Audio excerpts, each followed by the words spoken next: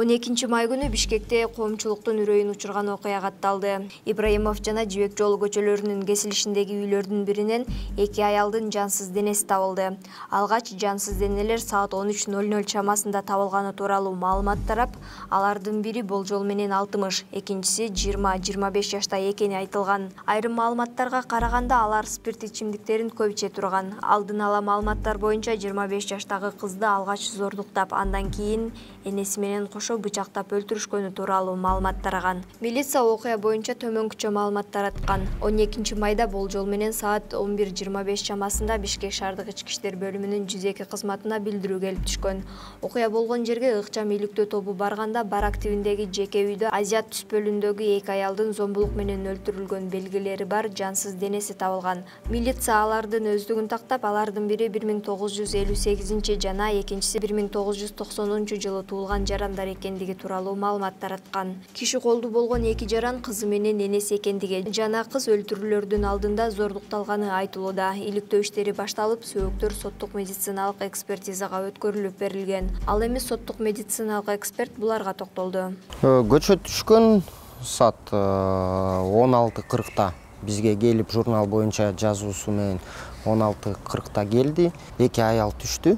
Азиат улутундагы примерно бирөө 30 жашта, 30-35 жашта. Бирөөсү болсо 50-55 жашта.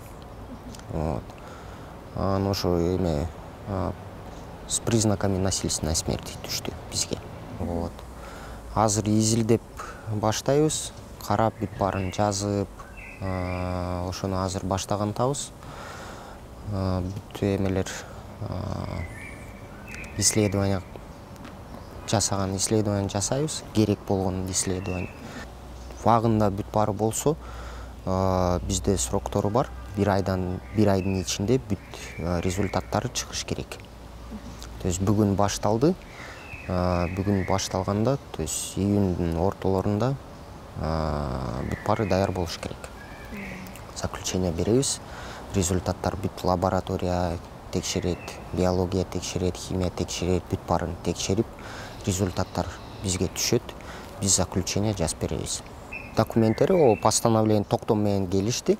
Тергөөчү место обнаружения, то есть табылган жерге тергөөчү чыкты, ГУОден тергөөчүлөр чыкты, бүт милициялар чыгып, документтер менен бизге түштү, как положено.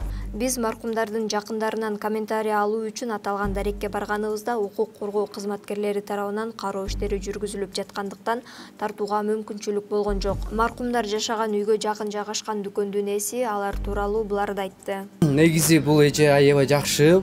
Новостидан айткандай аябай эме айтып атышат, иче турган, бирок негизи андай эмес. Бул аябай жакшы эже, өзүн жакшы алып жүргөн, бияка келип соода кылып кетип турат. Дагы эмне кызы прям айтпайм, аябай ичет деп, но ичип турчу, но бизге келип эме тамеки алып кетип турат. Апасы бирок негизи аябай жакшы. Ошол. Сиз бул жаңылыкты кандайча билдиңиз? Бул жаңылыкты мен үйдө жок болчумун. Бул жаңылыкты мага апам чалып айтты.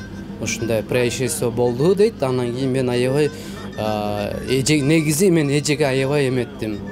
Переживать эттим. Бул эже аябай жакшы биз менен келип учурашып, эмет турчу эле да, негизичи.